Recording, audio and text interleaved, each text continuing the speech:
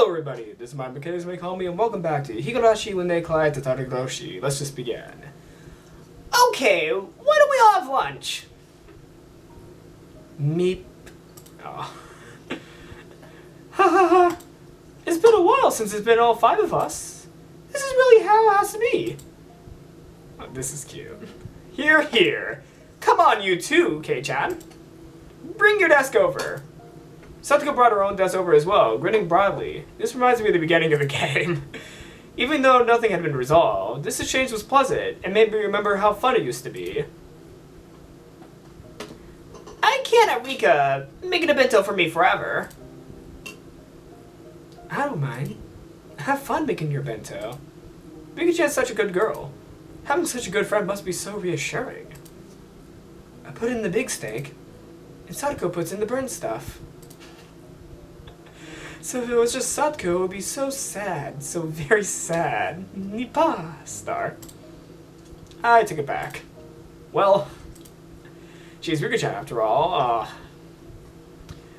See, sometimes you need moments like these to make the game a little bit more, you know, less dark, because this game is most definitely a dark game. So I really like how this scene's included, but oh, okay. I think I know what's gonna come next. Hey, come on, look!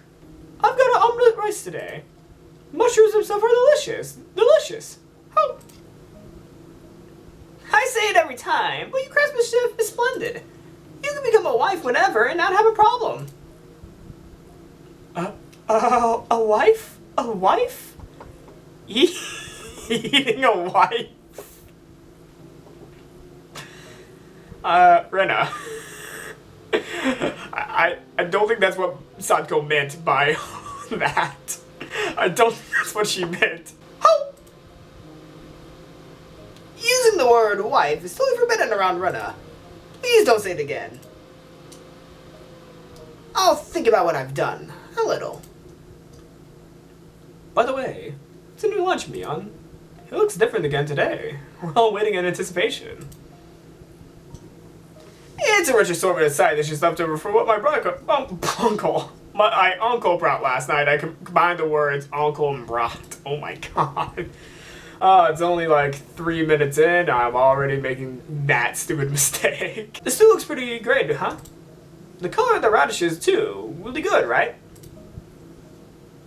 Wow, it looks delicious. Stew tastes best when it's left overnight. This looks like it would be really good. And so there'll be none left for Satoko. I'll eat it all and tell you what I think, so just be quiet and watch. Oh, what was that? Hand over my portion, too! I'll use my knees, too. Hurrah! Oh, at close range like this, my advantage is unwavering. Keiji-san, the daikon in your portion tastes really good. Damn it. Going right for me from the start and using a combo attack. How humiliating. This little exchange. How long had it been? It looked like they ended up going with a wait-and-see approach, but maybe her uncle had realized he'd gotten a little bit too far and would dial it down now. If her treatment improved a little, would that be a good thing? Satoko was grinning wider than I ever seen as she chomped out on her mouthful of daikon she plundered from me. Did it really taste that good? Satoko was somewhat cute like that. And just as I had done many times, I grabbed her head and started petting it. Yep. Catch, smack, flip, flop, clatter, clatter. I knew it. I knew it. Huh? Satoko-chan? It was so sudden that for a moment, I didn't know what had happened. The back of my hand was stinging. I went to pet Satoko's head, and then she hit my hand? What's wrong, Satoko? Satoko was scratching at her head, as though a pimple or something had appeared on it and become itchy. It was so sudden and so unprovoked that I didn't understand what happened. What's wrong, Satoko? At some point, her body had been covered in a thin layer of sweat, and her breathing had turned ragged. When I had her head, did she not like it? Was that what it meant? Hey, do you dislike being petted? Once again, slowly, I held it upon my hand and brought it close to Satoko's head. The instant the palm of my hand touched her head, there was a shock like static electricity, and Satoko began to howl.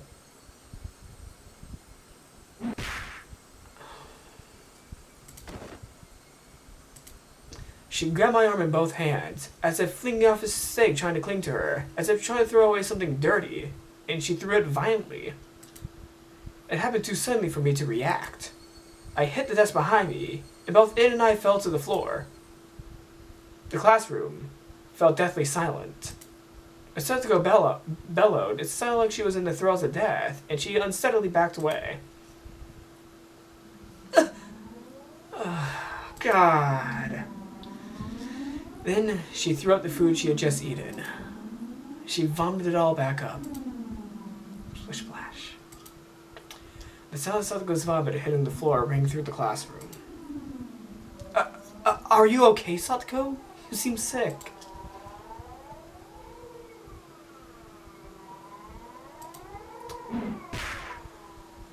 I reached out a hand, and she swatted away with all her might.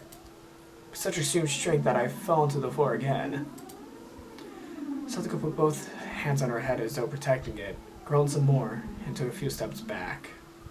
This is an upsetting scene. And then she began swinging both hands around. Students in nearby seats were forced to evacuate. She grabbed anything within reach, bento boxes, chairs, threw them, tossed them, and flung them about. Wait! Stop it, Satoko! What's wrong with you? She screamed out as if Beyond's word had caused her physical pain. No one spoke a word to her. All the students were withdrawing behind us, leaving Satoko alone in the corner of the classroom. Around her, there were desks and chairs all over the floor, bento lay scattered. It was terrible. All I could hear was Satoko's ragged breaths and the voices of the cicadas.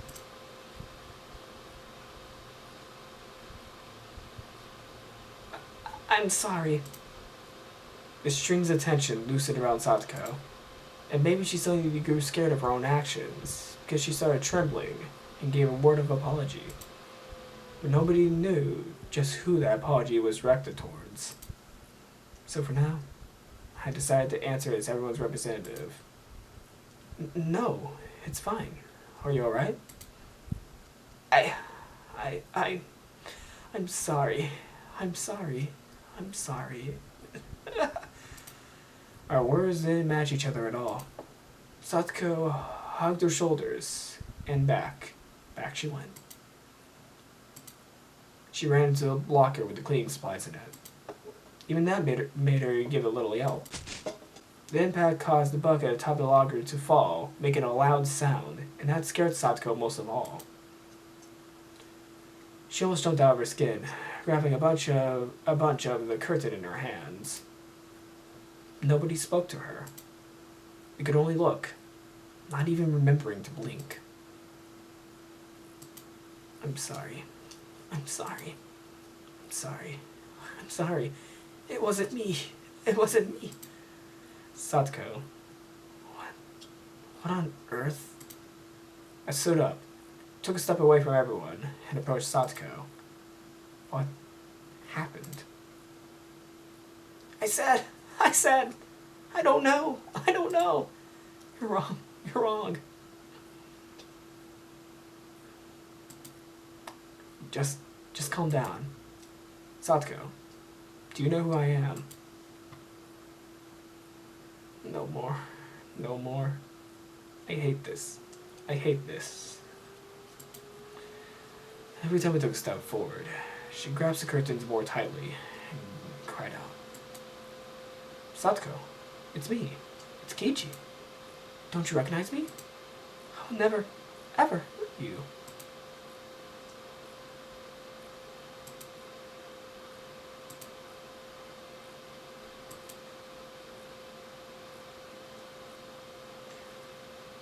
Come on. Calm down.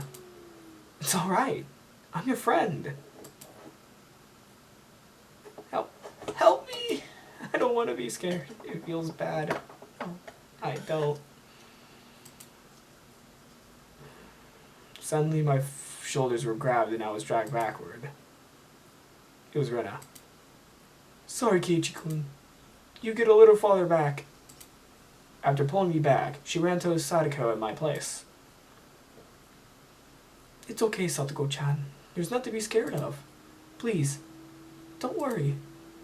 No more. No more of that.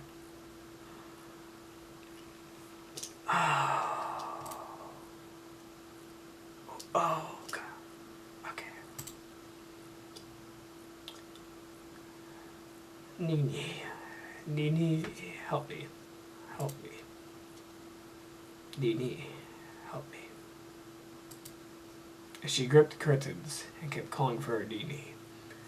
She continued to wail about being forgiving for something, and to be saved from something.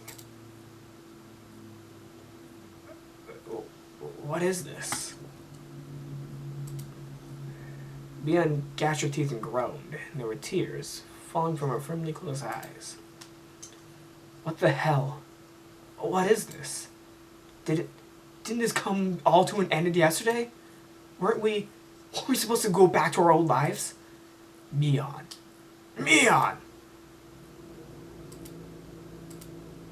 There's a crazy sound. Rena had taken the clean supply locker and kicked it down to the ground. Everyone stood surprised at Rena's unexpected act of brutality. After that, Rena embraced the bawling Satoko from behind and started crying with her, stifled. Rena, what's wrong? Sorry, Keiichi-kun. Be quiet for a minute. What is it now? What happened? What did Sadako tell you? What did you hear? Oh. Shut the hell up! I told you to shut your mouth, asshole! Rena's raw, hostile emotion hit me like a brick. It was no more than a momentary howl of emotion for Rena, but it was more than that for me. She had shown me what was behind all that emotion, what was in her heart. Oh, Satoko.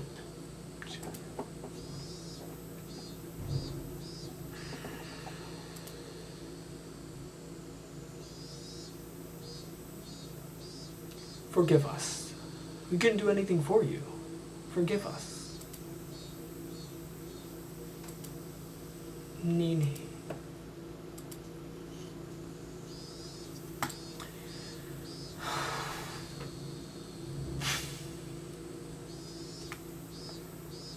I'm sorry. Forgive us for being unable to do anything. Rena's words made me feel as though the blood in the vessels in the back of my head were all suddenly turning to ash. My vision grew distant, blurred with gray, and the world lost its color. I thought we could save Satoko, but though I knew it had been sooner than the better, I thought there was no time limit for doing that. I never dreamed that we could be too late. I'd been making a huge mistake. I thought Satoko would be hurt, but never that she'd break. It was such a huge mistake. People, they break. Thinking that they don't is absolutely absurd. We needed to save Satoko. We needed to save her before she broke. That fatal lapse in awareness had brought this on. Whose fault was it? I went without saying. Mine, no ours. We all took the duty of saving Satoko, but we were negligent to the point of laziness. In that sense, it was the inevitable result. Even if this didn't happen today, and happened tomorrow, or the day after, or next week, we could have just sat around doing nothing until that day. So this was the obvious result. I slumped down to my knees, just as Mion and Rika-chan had done, and I too closed my eyes tight and couldn't stop myself from sobbing. What is all the noise about? Wait, what's happened? The teacher came, and her face screwed up at a terrible spectacle before her. The instant she realized the teacher was here, Satoko went through another complete change. She wiped her face with the curtains, and like nothing happened, smiled. Hojo-san? What on earth is going on here?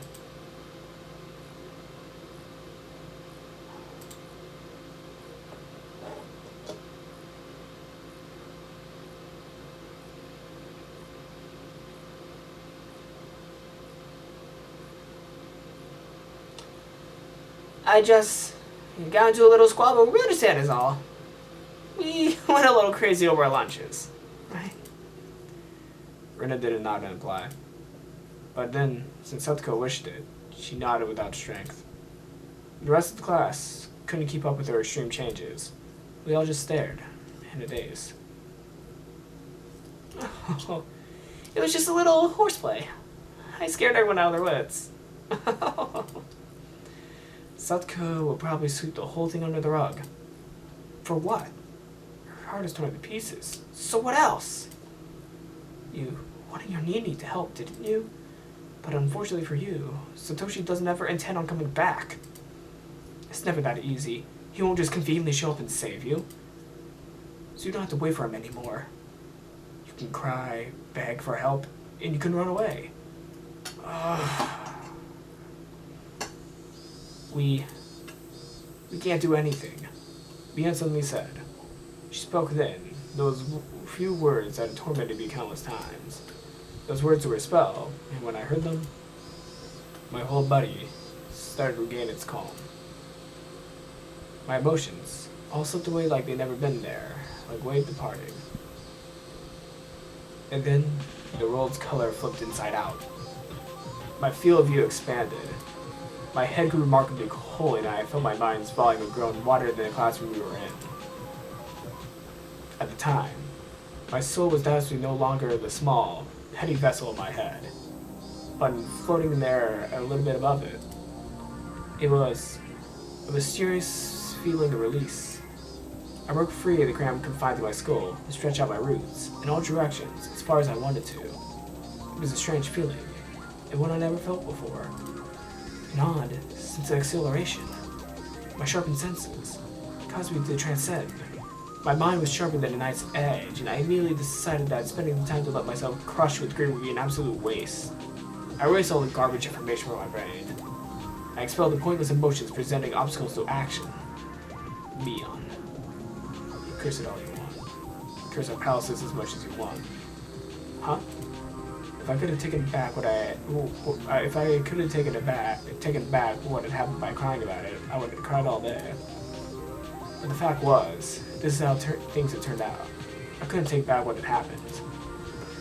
Top priority then were to prevent the situation from worsening further and to sever the chains of misfortune. Until today, I've been looking at things so narrow-mindedly I could scarcely believe it. Save Satoko. The only thing to do was save Satoko. That's the only thing I thought about.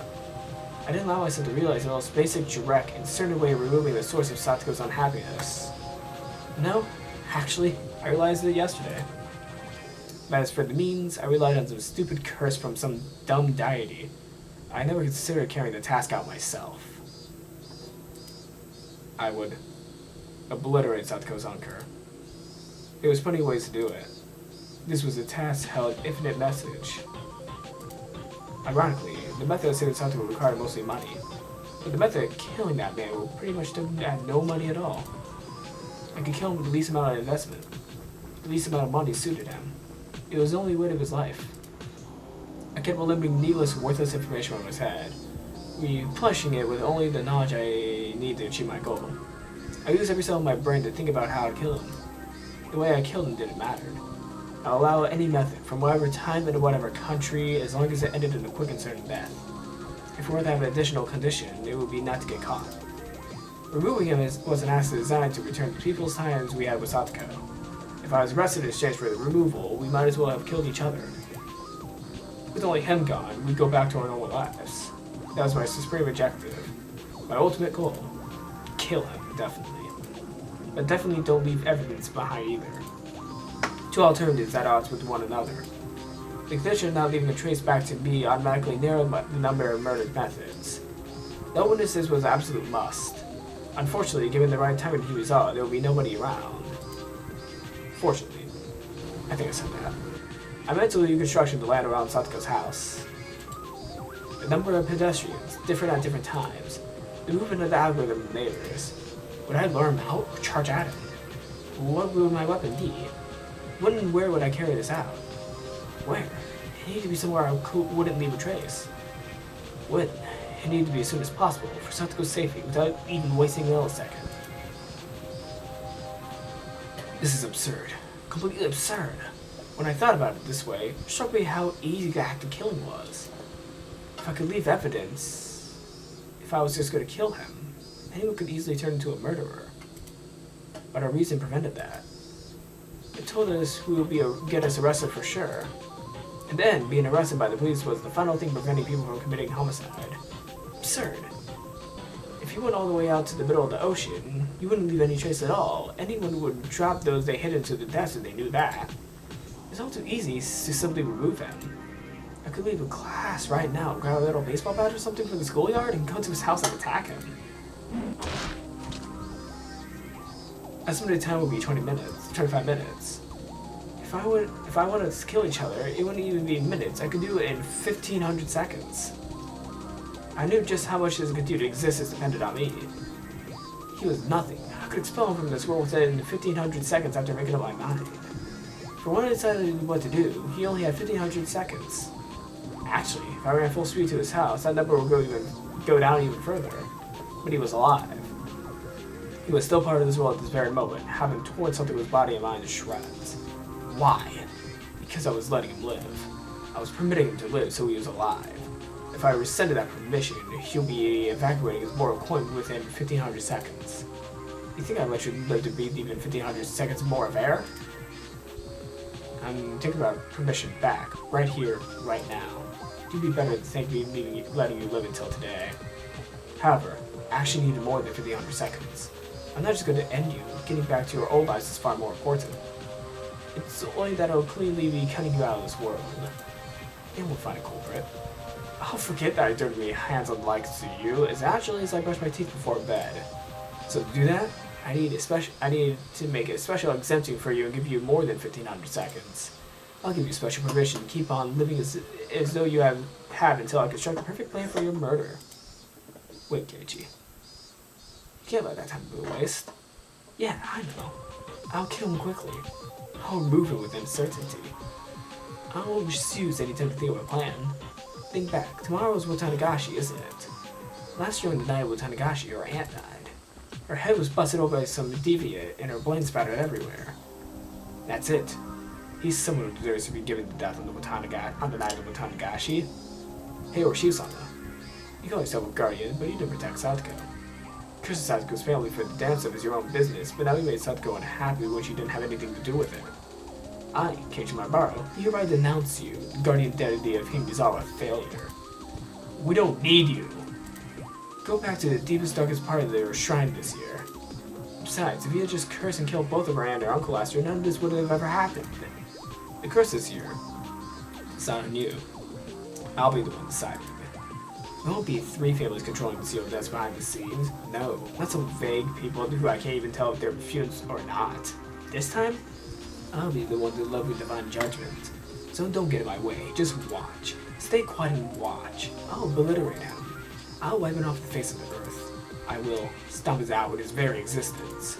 Go away, disappear, and die. I'll tear your heart apart just like you did to Satoko.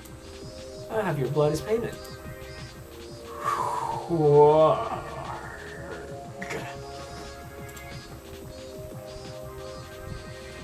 boy. Whoa, my chair almost tipped. Okay. Keiichi-kun, are you alright? Rina, Mion, and Gritchan were looking after me. Had I fallen to the floor?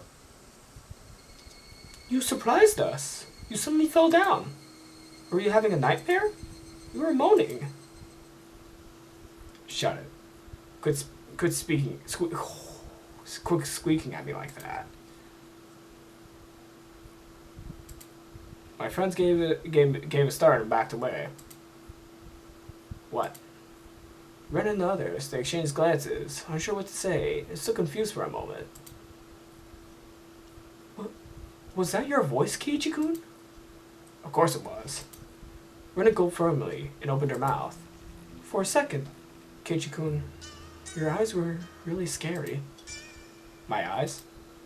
Probably just a trick of the light. Don't waste my time. I'm not mistaken. I've never seen those kinds of eyes before. What were these guys talking about? They've all been too scared of me lately. You are Keiichi Maibara-kun, right? What? What was Rena saying? Who else do I look like except Keiichi Maibara? The look I gave her seemed to speak quite eloquently of those irritating thoughts. She understood and quickly apologized. I'm sorry. Don't worry about it.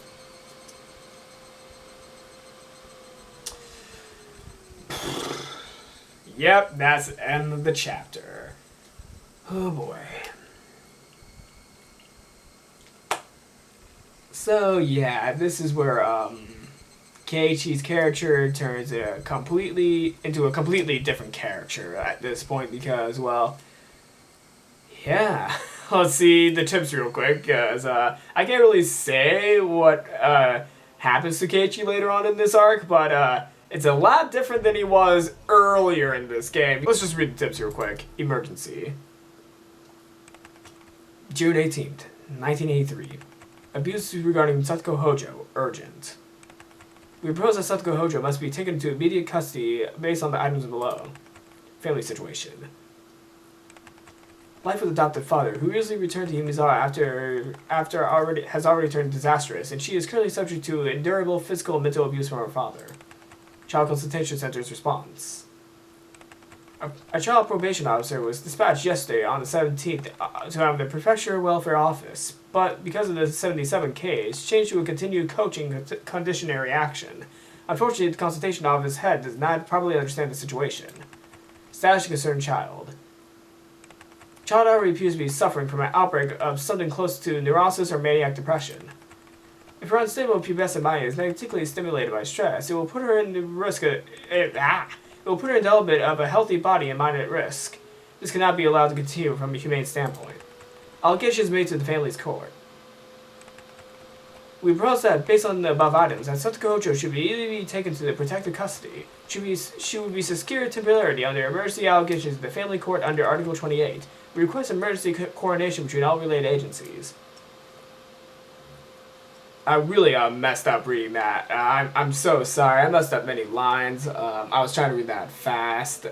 I'll slow down for D23 number 44. Fukushio, D23 number 44, blank blank 1977. Child name, Satoko Hojo. Residence, Himizawa Village, Sesshamon. Consultation circumstances. Telephone SOS from child to child abuse. Abuse situation. Child claims she is being physically abused by adoptive father. Family structure. Marks abusers. Adoptive father. Real mother, older brother, child in question. No. Adoptive father and real mother entered family registry in 19 blank. The child of the daughter of the mother's previous husband. Is the daughter of the mother's previous husband. Child Consultation Center's response. On the day of the child's telephone consultation, the center called the child's school and asked of her situation. On that day, the child welfare officer on duty visited the child's house and conducted an interview. The adoptive father sincerely listened to the instruction and agreed to take child-raising workshops in the city from now on. As part of the suggested coaching, the center will continue to observe the situation. Other notes. As a result of numerous consultation sessions at the city's education consultation office regarding the child, we learned that there was a high possibility of cause of the child's excessive distrust towards their adopted father was the result of lack of communication. The place she claimed hadn't taken in place, she made a false report to distance herself from her adopted father. Below is note and written in pencil by the person on duty at the time. The problem appeared to be more with the daughter. Chief Investigator F of the city's education consultation office said that most of her stories of abuse were likely fabrications. They decided to shift from the focus of their coaching to the child. Be cautious not to take everything the child says as truth.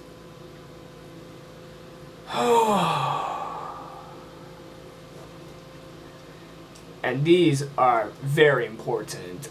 This one is more important to why Satoko's situation at the current moment is not really being taken as seriously as it should be, because she had lied in the past, and now this is a big emergency, but the officer that was sent is a little bit, less likely to make a full judgment of the situation because she lied in the past, which right now Satoko really needs the help, especially with the outbursts in the classroom. She had a breakdown in the classroom, which was for showing why this is a big emergency and that it needs to be taken seriously, but the consultation officer is just being kind of hesitant to make action due to the previous incident.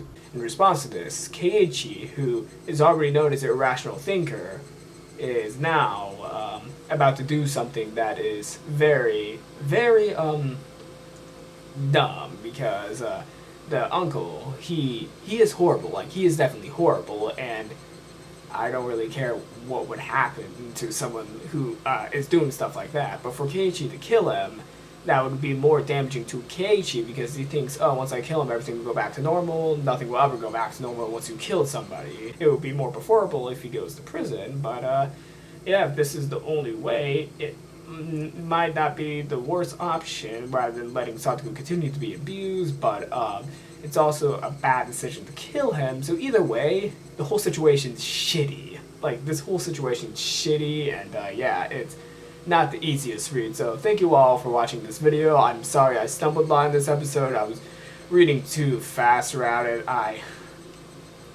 I'm really been trying to work on that, and yeah, so hard chapter to read about. Thanks for watching. A hard topic to talk about. Like, this is a hard topic to talk about. So thank you all for listening. Leave a like, leave a comment, and I'll see you all next time.